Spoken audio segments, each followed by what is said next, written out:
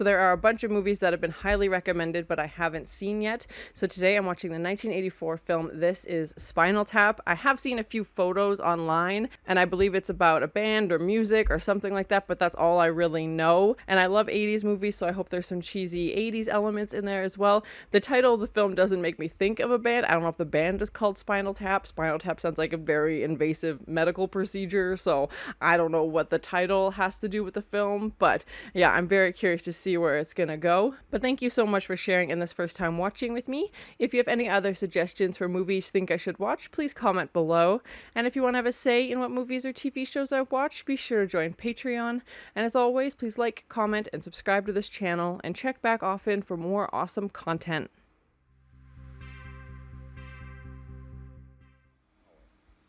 And their punctuality. That band was Britain's now legendary Spinal Tap. Hey, that's the name of the movie. So in the late fall of 1982, when I heard that Tap was releasing a new album called Smell the Glove, a lot more. But hey, enough of my yakking. What do you say? Let's boogie.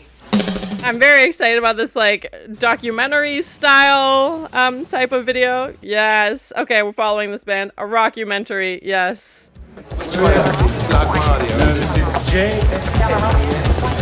New York. Was there like a real band that inspired this, or is it just like a culmination of like popular rock bands at the time? Spinal Tap.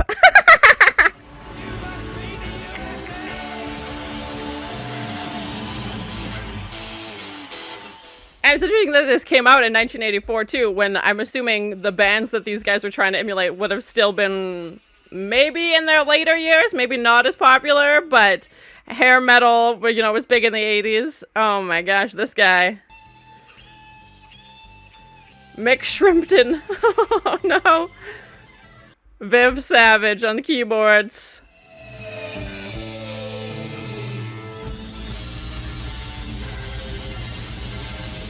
It's kind of reminded me of like Van Halen, Guns N' Roses, like that style of music, like of that kind of band, if that's what they're going for. Looked at each other and said, well, we might as well join up, you know, and so we became the originals. right. And back to the regulars, and we thought, well, we could go back to the originals, but what's the point? We became the Thamesmen at that point. After the River Thames, and like poking fun of music culture and like bands and like all these things. Is this supposed to be the Beatles? Oh my gosh, I love it so far. I'm very excited. Good drummer. Great look, good drummer. Good yeah, drummer. fine. What happened to him? He died. Oh god, that's horrible. What? Really one of those things. It was, you know, the authorities said, you know, best leave it, you know, unsolved, really. Don't look into it. Bizarre gardening asterisk. Was he choked on vomit? It was actually passed away. It was actually someone else's vomit. It was. They don't have No, facilities in there's Scotland no way Yard of to You print. can't spectrum really photographing. dust for vomit. And the way, you know, bands usually go through drummers frequently, like that's usually the one role that's changed often. Listen, I want you to all meet Sir Dennis Eaton Hogg. Now, he's the head of Palm We Bars. know. You don't talk so much. Just smile and look smart. I look this good from the stage, too. It's amazing, you know? I did the bird. Do the dead bird. Changes, get the dwarf cannolis, the little ones, okay? I did the bird. Mines are working at this party.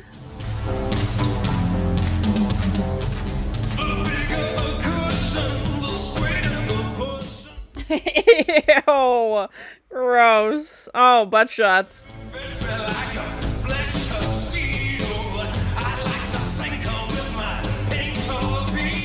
Really subtle with these lyrics, aren't they? Yep. Oh my god.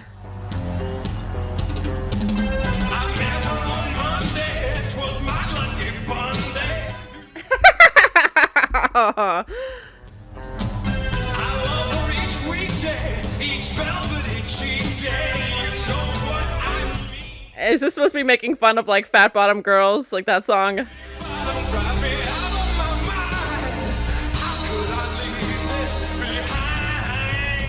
So many puns. So many puns. Oh my, the tight pants. Yeah, of course. And smacking his butt with their guitars. Ponderous collection of religious rock psalms is enough to prompt the question, what day did the Lord create Spinal Tap? Oh no. Oh, that's harsh. That's a harsh one. Yeah. The review you had on Shark Sandwich, which was merely a 2-word review, just said, shit sandwich. They're just experimenting with some new packaging materials, right? Let me get the door. Experiment. They have monkeys opening it up. The Boston gig has been cancelled. What? Yeah, I wouldn't worry about it though. It's not a big college town. Of course it is. Oh my gosh. Here, holding on to the leash and pushing a black glove in her face to sniff it. You don't find that offensive? Oh my god, that's very graphic. Yeah. The answer for why an album sells or doesn't sell. Because you tell me, the White Album? What was that? There was nothing on that goddamn cover. That's true. Yeah, it's literally a blank cover for the Beatles. Yeah. They're not going to release the album because they have decided that the cover is sexist. Oh, they've scrapped the entire album? Oh, man. Would they really do the artwork before the album? I don't know if that's the process. The cover. If your company is behind an album, it can shove it right down their throats. Money talks and bullshit walks. Problem with the look, this miniature bread. It's like I've been working with this now for about half an hour. What? He's complaining about the snacks backstage. No, then it's half the size. No, not the bread. You sold the meat. Yeah, but then it breaks apart like this. Put it on the bread like. Oh my goodness, this guy. Why would you keep faulting it? Yeah. Right. So then it's like this, Yeah. but this doesn't work because then it's all. Because it hangs out like that. Look. Their poor managers trying to I need to relate to this guy somehow about this random non-important issue, but sure, okay, he's like, this is my life. And then in here, there's a little guy, look. Yeah. So it's a complete catastrophe. No, you're right, Nigel. Did they lick half the Oreos and put them back on the tray?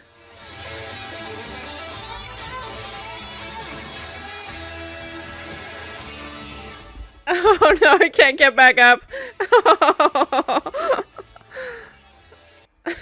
He's committed. Oh, he wants to spin him around. Oh god.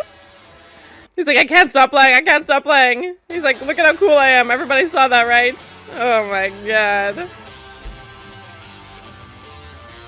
All these crotch shots, the tight pants. The sustain, listen to it. I'm not hearing anything. You would, though, if it were playing, because it really... Yeah, that's how guitars work. You just bought it? Don't touch it. Don't well, touch it. I wasn't going to touch it. No, don't touch it. I was just pointing at it. Well, don't point, even. Oh my gosh, this guy is so intense. I mean, Can I look at it? No, you've seen Don't enough look of at that one. He's like, close your eyes, don't even look at it. 11. Look, right across the board.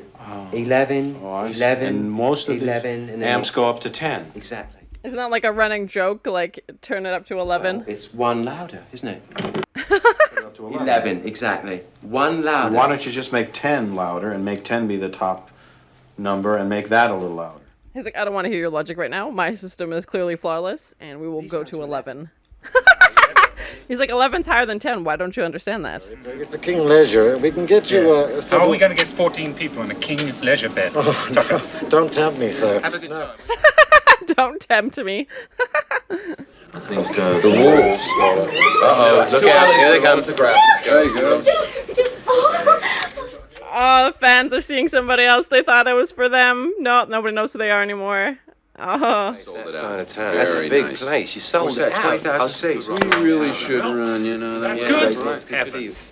It's such an awkward interaction. They're like, ooh, we thought we were the biggest band in town, but not anymore. Although, man, For a change. We're cancelled here. At the hotel? No, we're cancelled. The gig is cancelled. Their shows keep getting canceled. Their albums getting canceled. It's not looking good for To be them. quite frank with you, it's come in useful in a couple of situations. Certainly in the topsy-turvy world of heavy rock, having a good solid piece of... Oh my god, he's the one breaking the TVs and doing all this stuff. Gentlemen later changed their names to Spinal Tap. They had a couple of nice-sized hits. They're currently residing in the Where Are They Now file. Uh-oh. Uh-oh. That's not what they wanted to hear. Oh, yes. He's got Gumby in his pocket.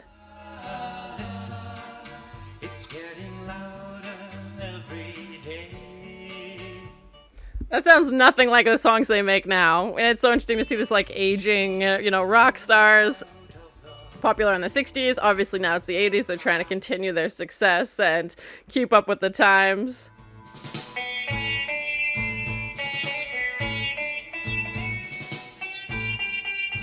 It's definitely reminding me of the Beatles, and I think a show they were on, I'm blanking on the name of the show, but like a televised musical show. Flower People period. Who was your drummer?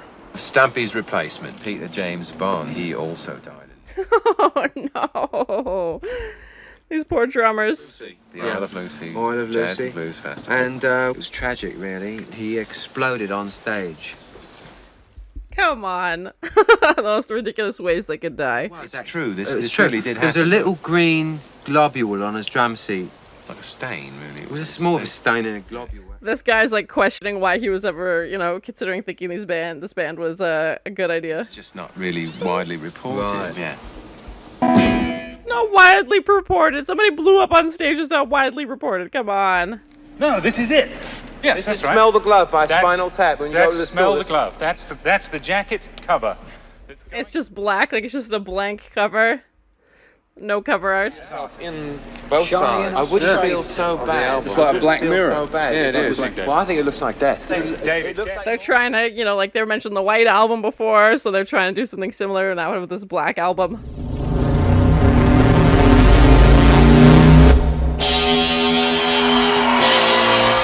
Adding these like alien pods to their set. Oh my. And yeah, like more like theatrics on stage and like, increasing their stage presence. I love sci-fi, so I'm very excited there's any like alien themed things, but yeah, he's stuck in it. Oh no.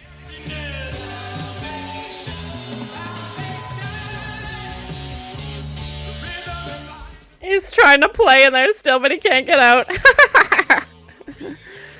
Everybody's like, yeah, we'll figure it out later. We gotta play the song.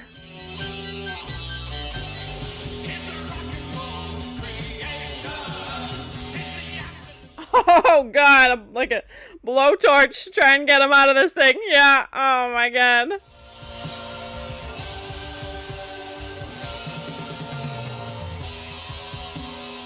And now they get back into their pods to end it out, and he's never left. Oh god, how awkward is that? That's gonna be hot in there. He's like, I escaped, yes! And the song's over. Get back in. And his arm gets stuck in it. Given the history of Spinal Tap drummers in the past, Why is he interviewing him in the bath? They don't dislike each other at all, and there's great love between the two of them, but there's some sort of communication that's just not... I don't think Nigel likes her. Yeah, and obviously playing up, the influence she has on the band, and... I don't know why, but it makes people weep instantly to play a... It's a horn part. Do these actors, are they playing their own songs or anything like that? Sort of in between, though. It's like a Mach piece, really. What do you call this? Well, this piece is called Lick My Love Pump. Oh my god, so subtle. Yikes. 1 minute.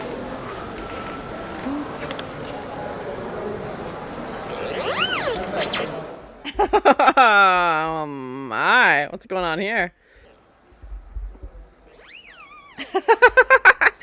He's just no artificial plates or limbs. Oh my.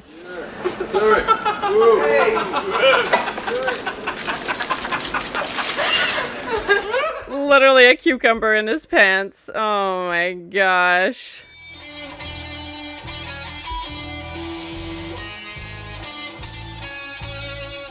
I'm curious how musicians feel about this. I think they would see it as like a fun, tongue-in-cheek, making fun of their, industry type of film. And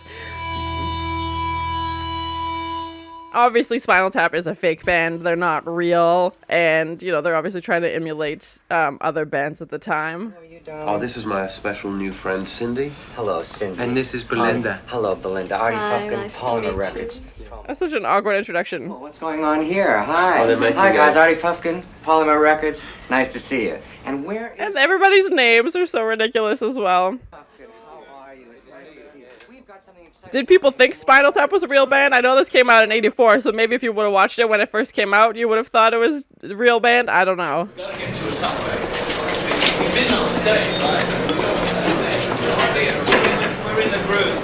They're so lost, trying to find their way to the stage. Thank you very much. Rock and roll. Rock and roll. Let's get it. They're trying to like get themselves hyped up on the way to the stage. They keep getting lost. Hello, Cleveland. I just went back in a circle. We're working on these very hard. These are a new direction. New idea for new The presentation. stage look of the band, fashioned after. He hates it. He hates that she's, you know, having this input and, you know, affecting him like this. And Quite simple. And this is, you know, Ian can take care of this. It's I know what the Stone Age monument looks like. We don't have that piece of scenery anymore. why does he want to put Stone Age on the stage? What? Consider it done. So you're going to take care of it like that? You're going to find someone to design it, try. using that as a plan? Let's Great. Yeah, he's like, was this to scale? Like, what are we doing with this drawing?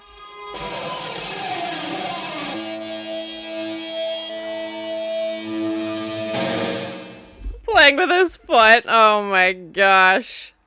This guy.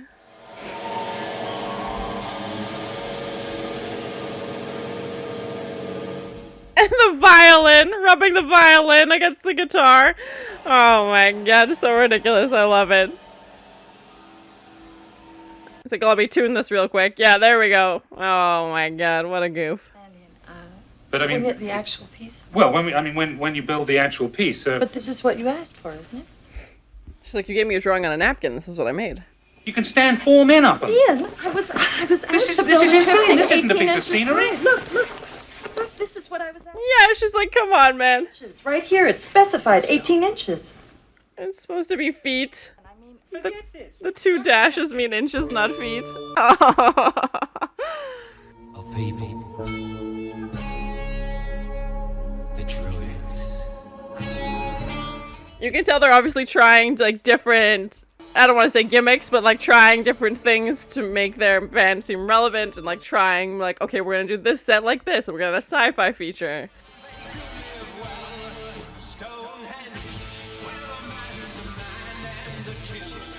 I wonder what the people in the audience thought, if the crew told them that they were like going to see a real concert, or if they told them like, hey, this is for a mockumentary.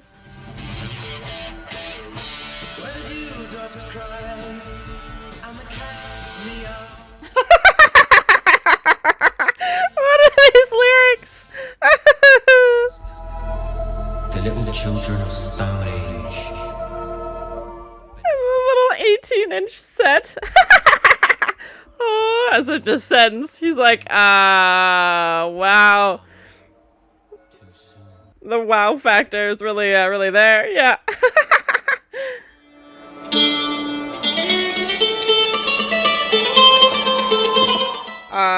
Was not expecting this turn of events. Ian's just like, yep, I'm gonna stand here with my cricket bat and not acknowledge what's happening in this 18-inch thing that's getting all tangled up. Oh my god. Understate the hugeness of the object. I really think you're just making a much too big a thing out of it. Making a big thing out of it would have been a good idea. Yeah, that was the whole situation. There's someone already in the organization. We don't have to pay insurance, we don't have to pay extra room, etc. Since she's already here, she's already among us. Oh no. Oh no. This is their nightmare. This is their nightmare. This is my position, okay? I am not managing it with you or any other woman, especially one who dresses like an Australian's nightmare. So What is that? Is it snakeskin? What does that mean? I don't know. good night. Poor Ian and his cricket bat. He's trying his best. They asked for the drawing and he got the drawing made. He's like, it's not my, job to decipher to tell you that there's a difference between feet and inches. Signs of the zodiac. We're going to pull through this with great aplomb. Yeah. And it's someone not It's got so one. clear, No, it really Nigel is. hasn't got Did Ian officially quit? I don't see him. Maybe he walked out. I wouldn't have blamed him. He definitely seemed upset. Hookstrand, you are Spinal Tap? I'm Oh, I know this guy, Fred Willard. Yes, I think that's him. I've seen him in so many things. Best in Show, so good. This is our monthly At Ease weekend. Gives us a chance to kind of let down our hair, although I see you all have a head start on it. Oh, yes, the hair jokes. Hours if that's satisfactory. I make it now, it's about 1,830 hours. So that's what, 50 hours? They got half an hour. Yeah, exactly. Get it over with. And I have just one request. Would you play a couple of slow numbers so I can dance? Working on a sex bomb. That's definitely not what he requested. Oh my. Getting out my pitchfork. Everybody in the crowd is like, what the heck is this?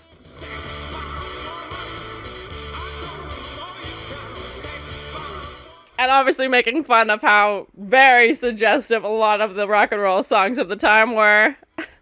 Oh, Nigel's over it. He's done, man. He's gonna leave.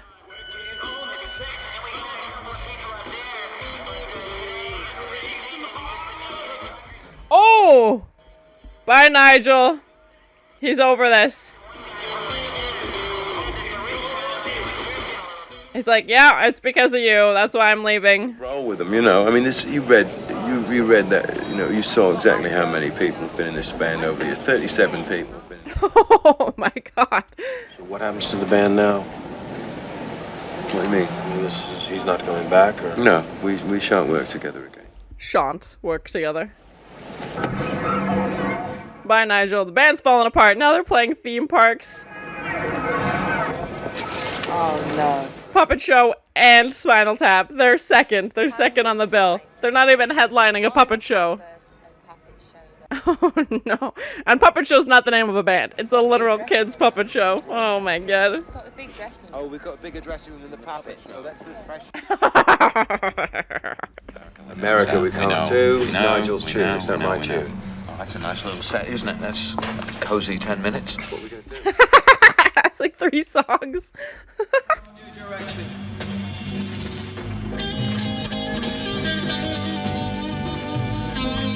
And now Jeanine's playing the tambourine. Oh my goodness.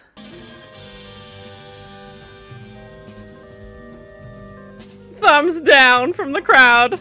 Tough, tough. And there's only like 30 people there as it is.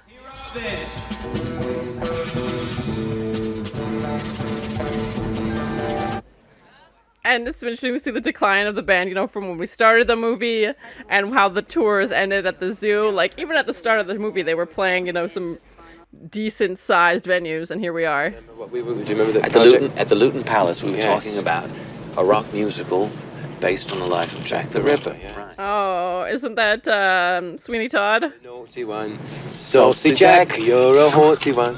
Saucy Jack. It sounds way too cheerful to be about Jack the Ripper. Got time to discuss this now. Come on.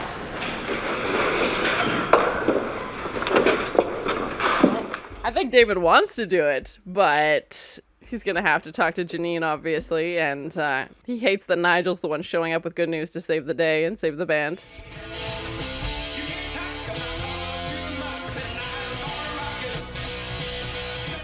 Yeah, I'm curious to find out who wrote, like, these are obviously, like, original songs for this fake band, and yeah, who wrote them, and if the actors performed their own music.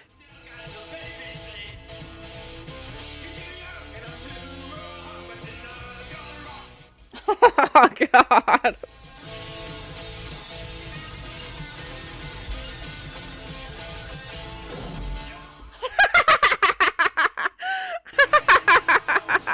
Oh my God. I was literally just about to say, oh, the drummer's doing well. They've made it through this whole movie. Nope.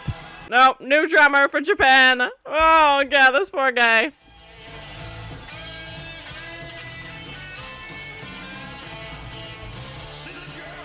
Ian standing there with his cricket bat. That's so creepy.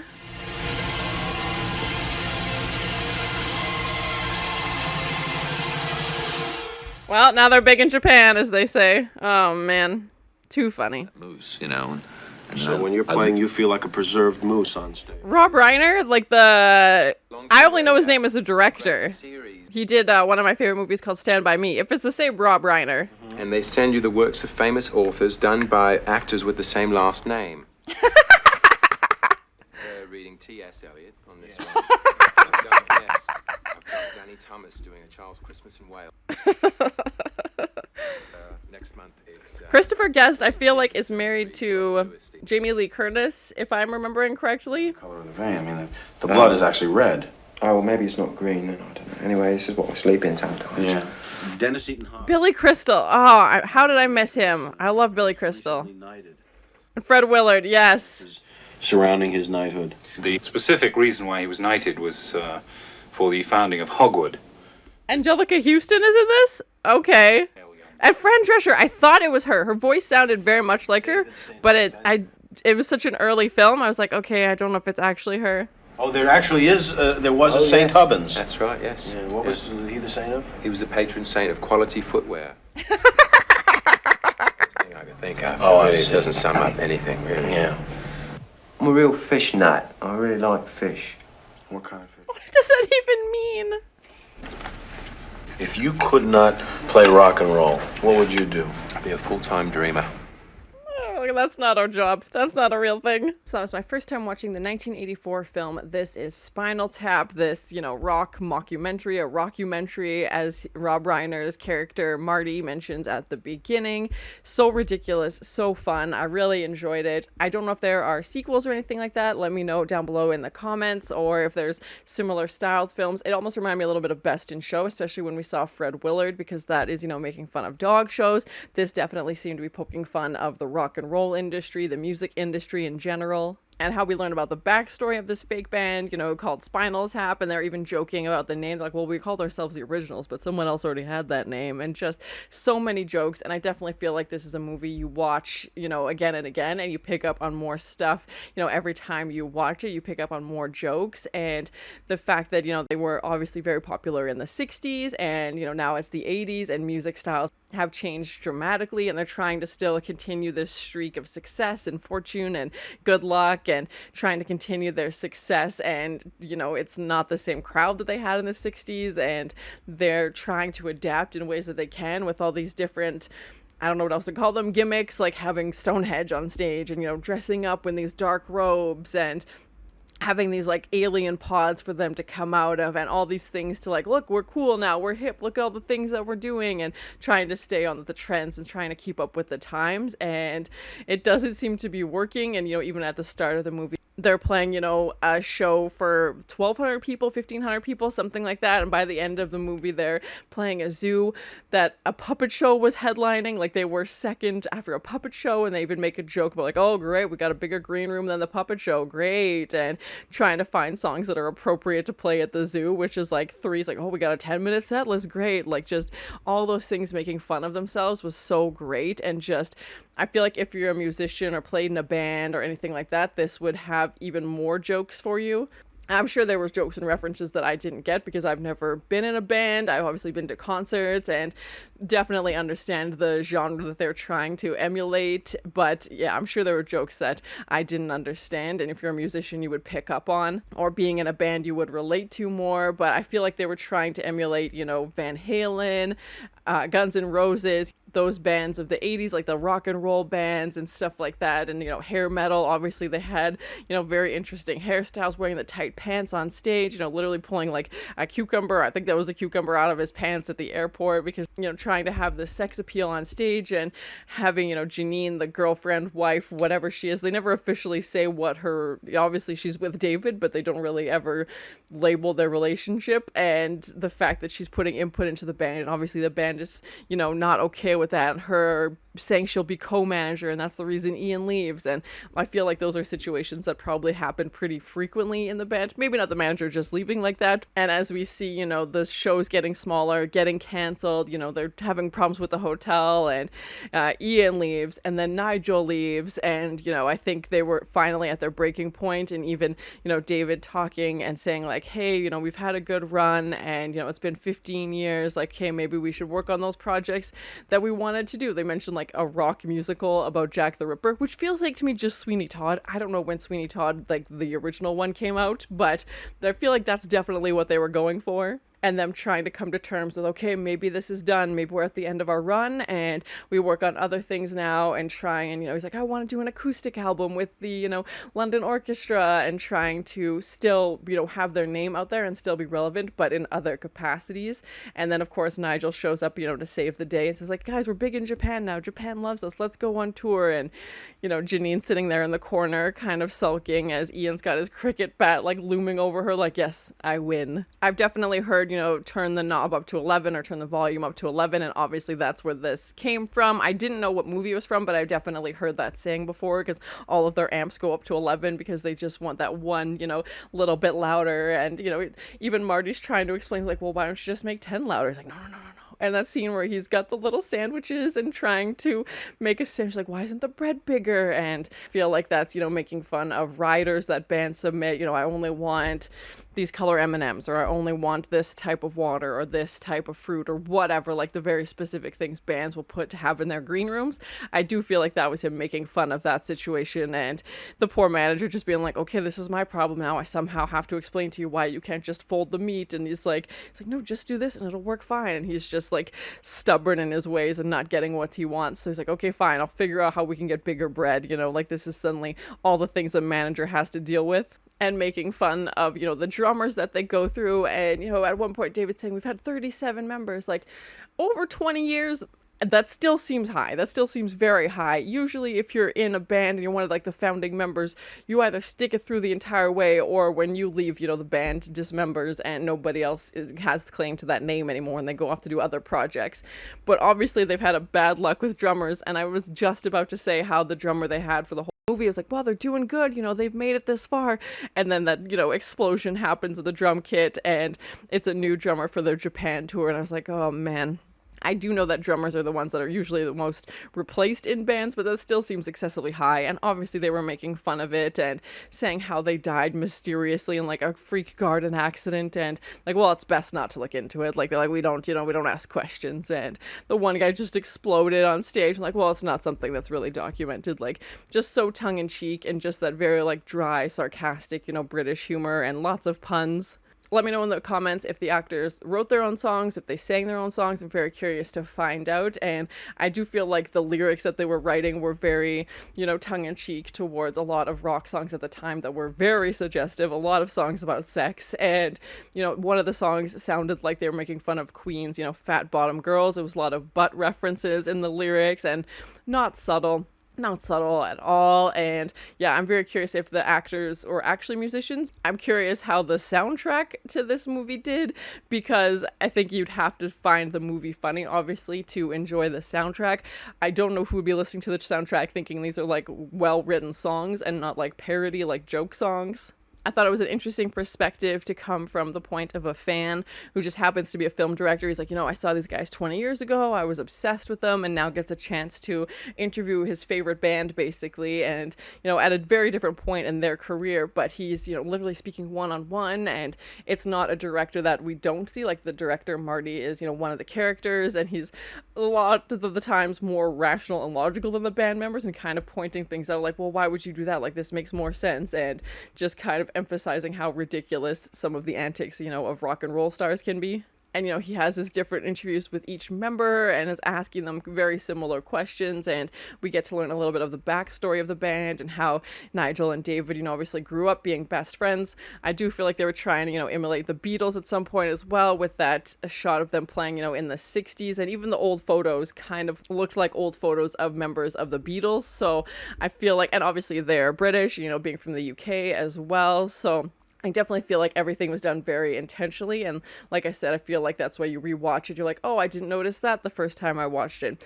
If there are sequels, let me know in the comments if they follow a different band or if they continue this story. It was so funny, so ridiculous. I was laughing at so many jokes because it was just continuously making fun of itself, and there was so many lines in there that you'd be like, I'd be laughing at one thing and then another joke would happen, and then I would just keep laughing. And you know, even the physical comedy of the guy getting stuck in that egg trying to get out, and somebody gets a hammer and then a blowtorch and trying to get it, and the guy on stage trying to like do his spin move while he's laying down, but he's older now and it isn't as easy for him and he needs help. And so ridiculous, so well written.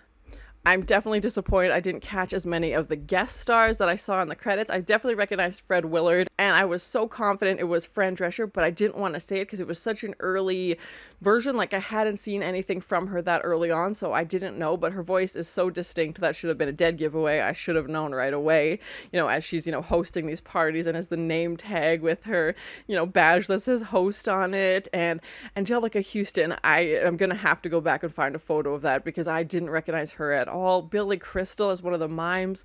He was wearing makeup, so I mean, it would have been harder for me to tell at the time anyway, and it was a pretty short scene, but I love anytime there's such big guest stars in, you know, especially considering the band as our main cast. We don't really have a huge, you know, cast. They're obviously focusing on everybody in the band, and then to have these little pieces, like Fred Willard's scene was so short as well, and of course it was hilarious, him, you know, trying to explain 24-hour time to the band and, you know, saying like, oh, can you play a few slow songs for us, which is the complete opposite of what they're gonna do. And seeing all the struggles that a regular band would go through, you know, trying to figure out their album artwork, getting pushback from the record label about the artwork being very inappropriate and how nobody wants to have their records on the shelf because they're wildly inappropriate. So Ian's, you know, solution is we'll just have the cover be completely black, which, as they mentioned, you know, the Beatles' White Album, like, they didn't have to do anything to that, and now they've got this black album that doesn't even have the title of the band on it, so no one's will even know who it is. And,